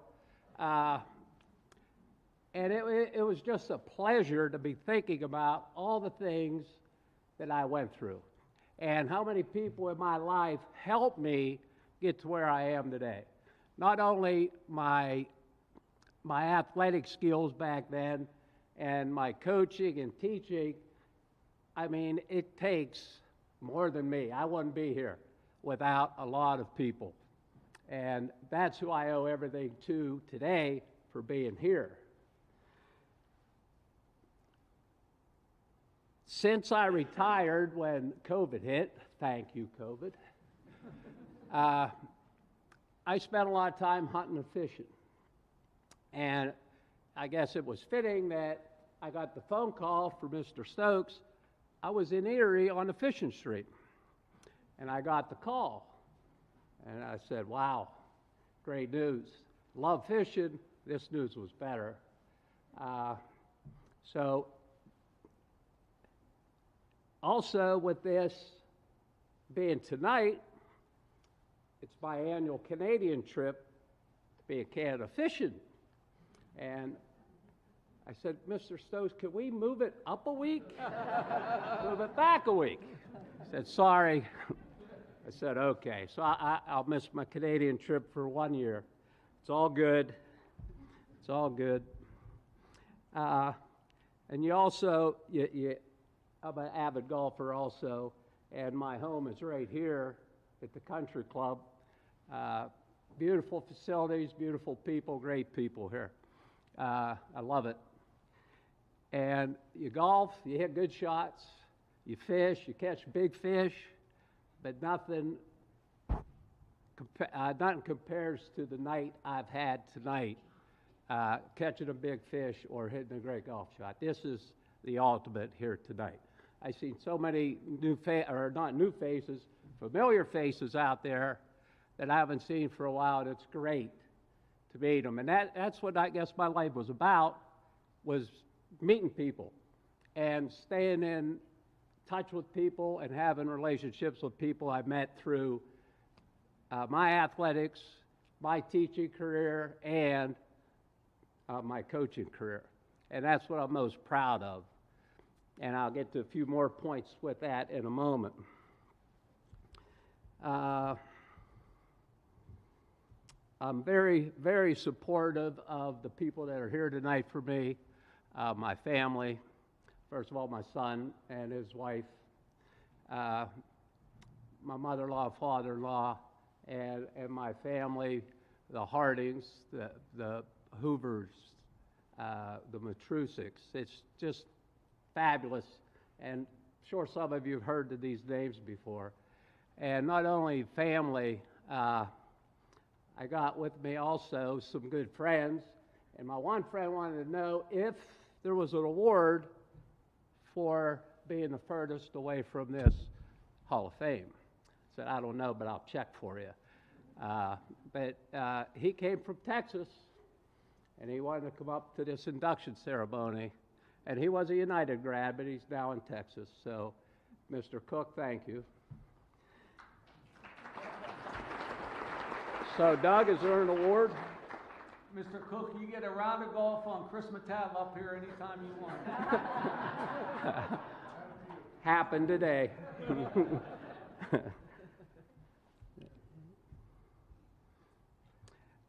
Also, I have blessed to have my teammates here from college.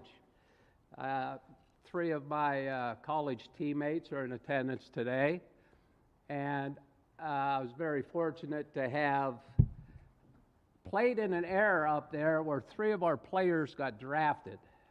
As you see with Mr. Yard when he talks about that is something very special.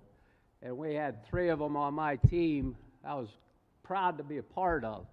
And he is a Hall of Fame member also, Mr. Dave Hoff, and Mr. Ted Baird from Altoona. They both got drafted and were pitchers and first basemen and such. So it was an honor for me to play with them, and it's an honor for me to have them here tonight. And also one of my best friends from growing up, and Doug Belligan. So thank you guys for coming.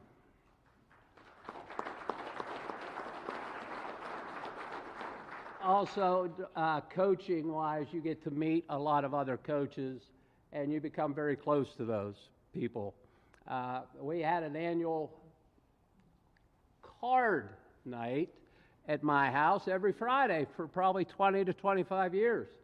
And it was an all-star coaching extravaganza at my house every Friday.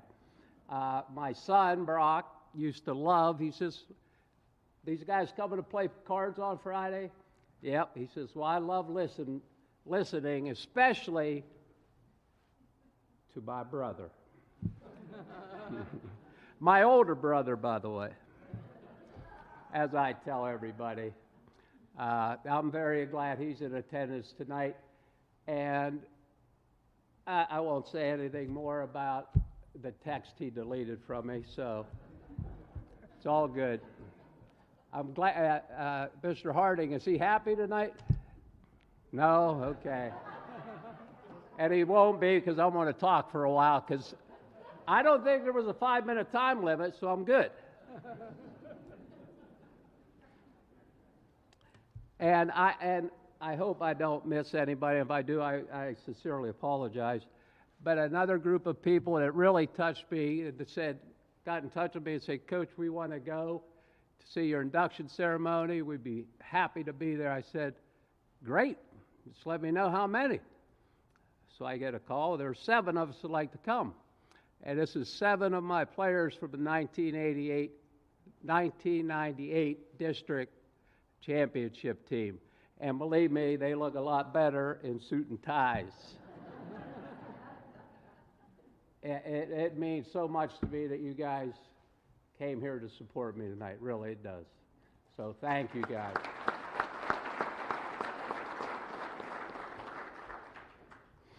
Yep.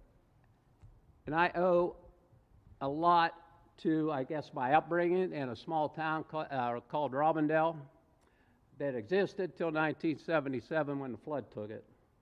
But it was such a great time living in a small community where you got exposed to sports the whole day. That's all you did. That's why people say, how can you do so many things? Well, I grew up doing that. That's what we did.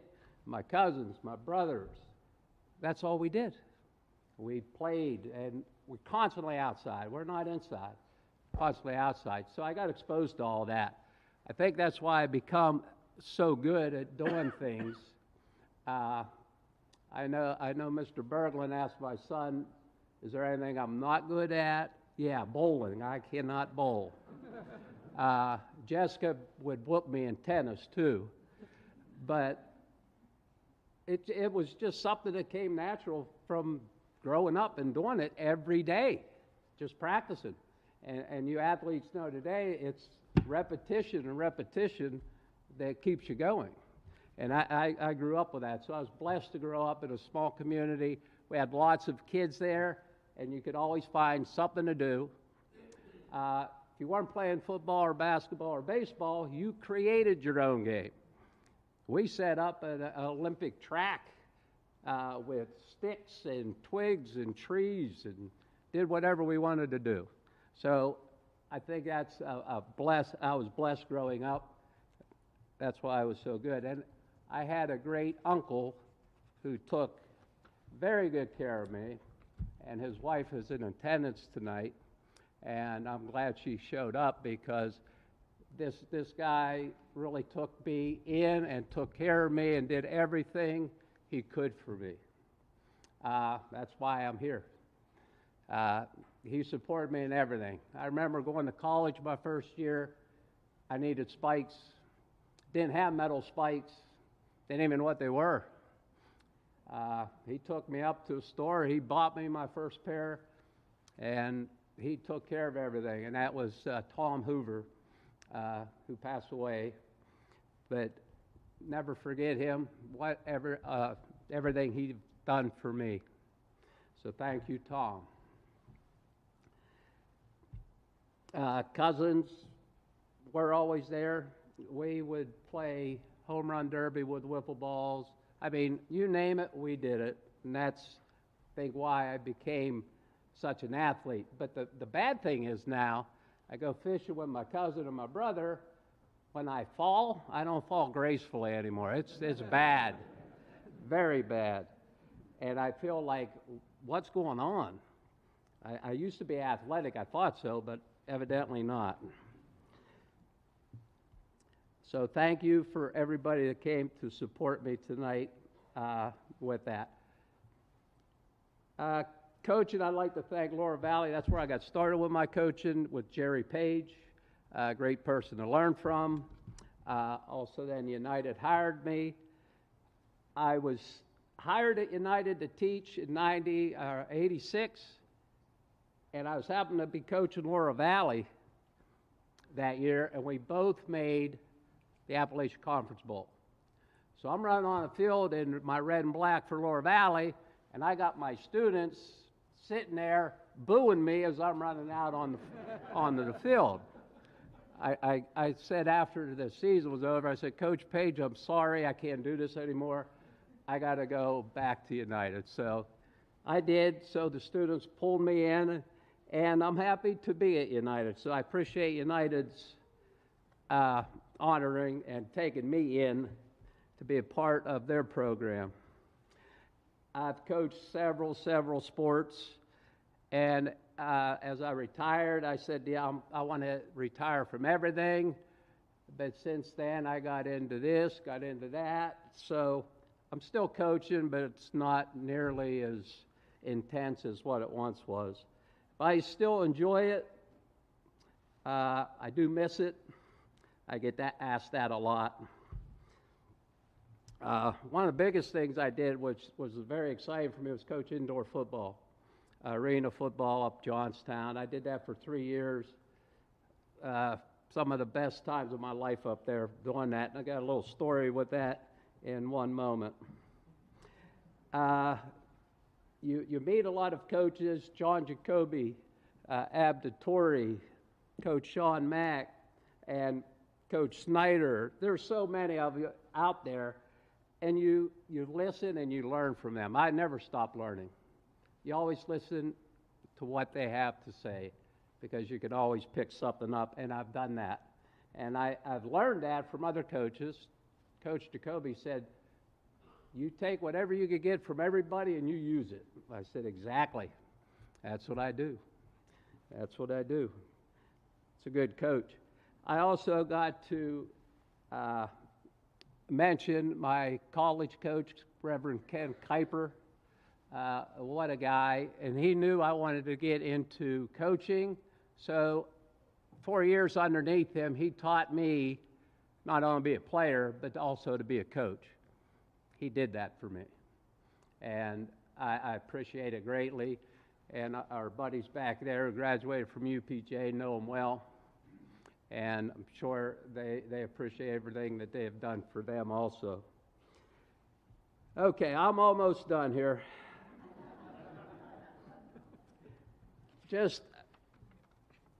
I'm going to cut a few of my stories down and out, but I do want to say this one. We had a track banquet one night at the high school, and somebody mentioned, we don't have any banners for girls track. I said, well, no, we don't. And I heard some grumbling and mumblings around. So I get up to speak. I said, listen, in 5 years, we're going to have a banner in this school. Well, in 5 years, we had 5 of them. And it wasn't for me. It was from the kids that we have. So if you're a coach, you better surround yourself with great people, and you surround yourself with a great team. And some of us can't pick our teams, but I was blessed to have a great 98 team. I was blessed to have great athletes. I was blessed to have great assistant coaches. That's what you need. That's what you need to be successful. And just to give you another story here, one of our best track athletes, and you may know the name, Michaela Bracken. Her brother is sitting here today, getting honored. I went to her before we had no banners on the wall. I said, Michaela was our hurdler, very good hurdler. And I went to her, I said, Michaela, this is our Heritage Conference Championship. I said, I've done some figuring, I don't know if we can win. I said, the only way we can win is if you don't run the hurdles and you run the 100, the 200, and the 400. She says, Coach, I don't think I can win those. I said, you don't need to win them, Michaela. Just first, second, or third is fine. But I had some other good hurlers I could put in. Well, Michaela come back after talking to her parents, said, whatever you need, Coach, I'll do it. Well, she did it for 3 years. She gave up her hurdling in those big meets to sacrifice for the team. And we won those 3 years because of her selflessness towards that. So that's the kind of kids that we have at United. And she's not the only one. That's just one little aspect. And should I give you the little gift on Frank? Since I brought up Michaela, I was watching Michaela run her senior year at districts. She's running for 300 hurdles. And me and Jeff Dixon, Coach Mack knows him, we're sneaking in. We're not allowed on the field. We're not allowed on the field. So we're sneaking in because there's always coaches on the field. So we sneak in and we're watching, ready to watch a race. We're down about, 40 yards from Frank. He was a starter that day. Well, Frank gets up on his podium, turns and looks. Chris, Jeff, you know you're not allowed in here. Down he comes. He says, you guys got to get off the track right now. I said, thank you, Frank. And we've been with Frank all year. He did all of our meets. So I got to be, I guess, inconspicuous next time. All right, to end finally, Indiana County is such a great spot because I want to give a shout out to the media here, the Gazette, the radio stations. They build up our kids so much. They get a lot of publicized credit for what they've done. And that's what, again, Indiana County is unbelievable for athletes. But thank you to the media. And last thing, just a little message, and I've heard this many times before. It's what you learn after you know it all that's the most important. Keep that in mind. Thank you very much. Congratulations. Thank you. Sorry I took a little longer. Don't worry. Family and friends of Chris Matava, please stand to be recognized.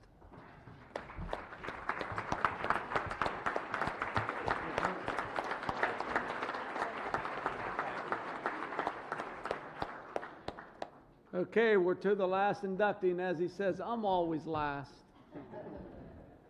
Bruce Yard, an Apollo Ridge High School graduate. He was drafted in the 42nd round of the 1993 Major League Baseball amateur draft by the LA Dodgers, following his junior year at IUP, and made it to as high as the AA level during his 5-year career.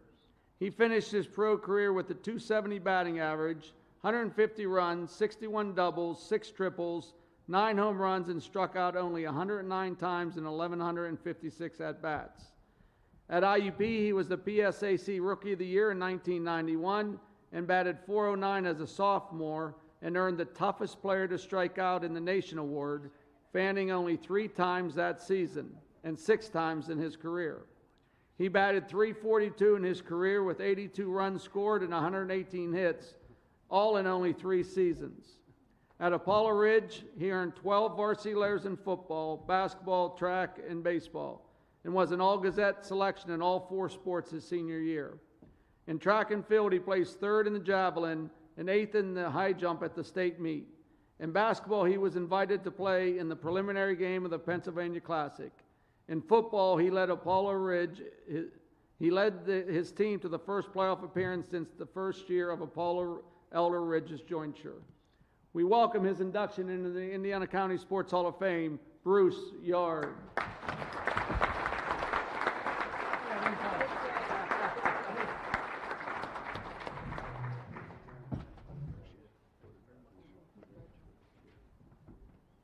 And Bruce grew up with my wife and went to high school, and I hear all these stories. Why can't you be more like Bruce?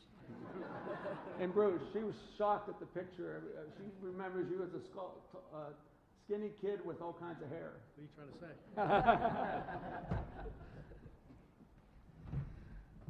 Hi, thank you very much.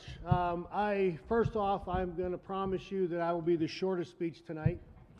I know we all have to go to the bathroom. It's been a long night, but I would like to first thank the Hall of Fame committee for the induction. A special congratulations to all my inductee people, and as well as the high school athletes. Keep working hard. Hard work does pay off.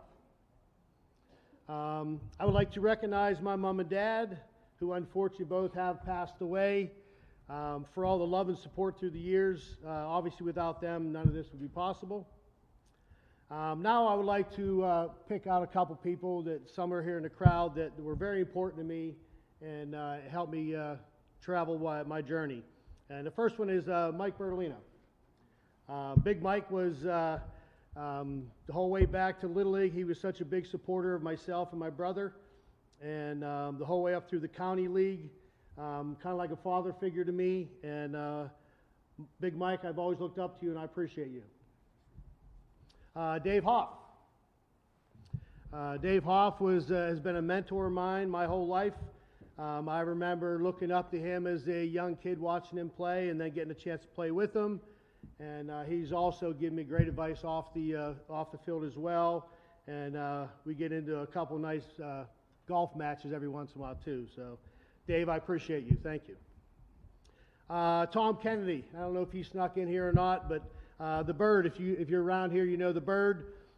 He was my college coach, and he and I had a lot of great conversations. He introduced me into gearing towards professional baseball, and he was very influential in my life.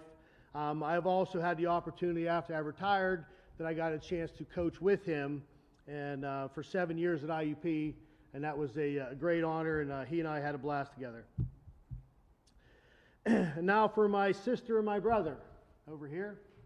Kathy, you were always my support system. You always took such good care of me. You're my caretaker. Growing up in a small town of McIntyre, I needed looked out for, and you were always there for me, and always made sure I was protected, and I appreciate you. JT, you are responsible for so much in my life. Yes, both good and bad. Competitiveness. He is 3 years older than I am, and I mean, he beat my ass every single day. It didn't matter what we were playing. He was bigger and stronger. Never faster, but bigger and stronger. And I had to learn how to survive. I had to learn how to figure things out, so I got a chance to work on my skill and to work on my strategies. And I 100% that gift you gave me carried me through my career. And without that, I had no chance of becoming a professional athlete. So thank you for that. Thank you for never taking it easy on me.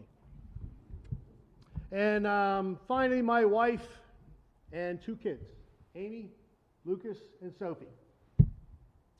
Lucas, I'm so proud of the man you've become from competing in high school sports, a good athlete in your own right, to becoming an apprentice electrical lineman for Duquesne Light. You make me proud every single day, bud. Sophia, the drive you have to be the best is inspiring, whether it's on the sports field or it's in a classroom. You always give your all, and I absolutely love that. You are obviously competing now at Slippery Rock and high jump. I wish it was IUP, but nonetheless, it is Slippery Rock. So, but nonetheless, you had a great freshman year at Slippery Rock and high jump, and you carried a 4.0 average in exercise science to become a PA. I'm just so very proud of you, honey. Keep working hard. To my wife, Amy, my rock, my person. We were high school sweethearts, so we started dating when I was 17 and she was 15. I'm 53. I won't say how old she is, but you can figure it out. So literally, she has seen everything. She's been by my side with all my decisions, all my ups and all my downs, and we have built an amazing family together. None of this would have been possible without your drive, your smarts, and your compassion. Thank you for being a great person, the person you are. You are the best mother and a partner anyone could ask for. I love you so much. Again, a final recognition to my inductees and the student athletes. All I can tell you is continue to work hard, and more important than anything else, just be a good person. That'll take you a long way. Thank you very much.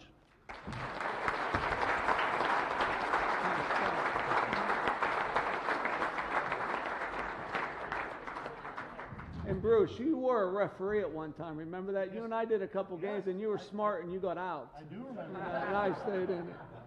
You didn't get to work with Frank at all, though. No, I did not. Family and friends of Bruce Yard, please stand to be recognized.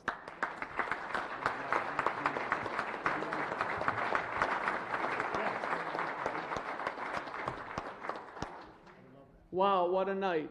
Let's hear it one more time for not only the inductees, we have the scholar athletes, the honorees, and the special honoree. One last round of applause for all of those tonight.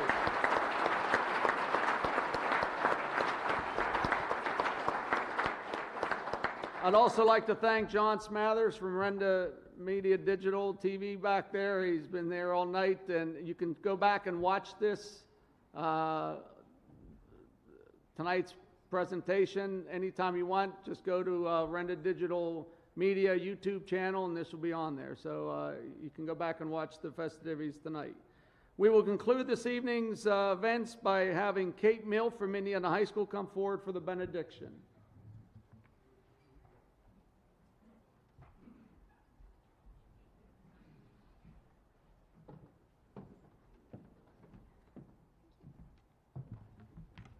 Let us bow our heads in gratitude and reflection.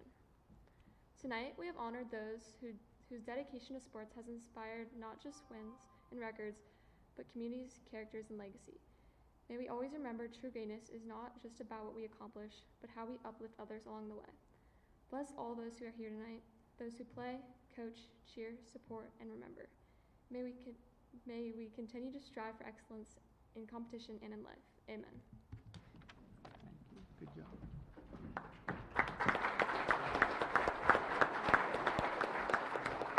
Once again, we thank all of you for attending, and please drive safely going home. Inductees, make sure you take the box that the plaque came in, and there's a picture frame of what was in the Gazette of all your pictures. Please take that with you. Thanks again, and again, thanks for coming tonight.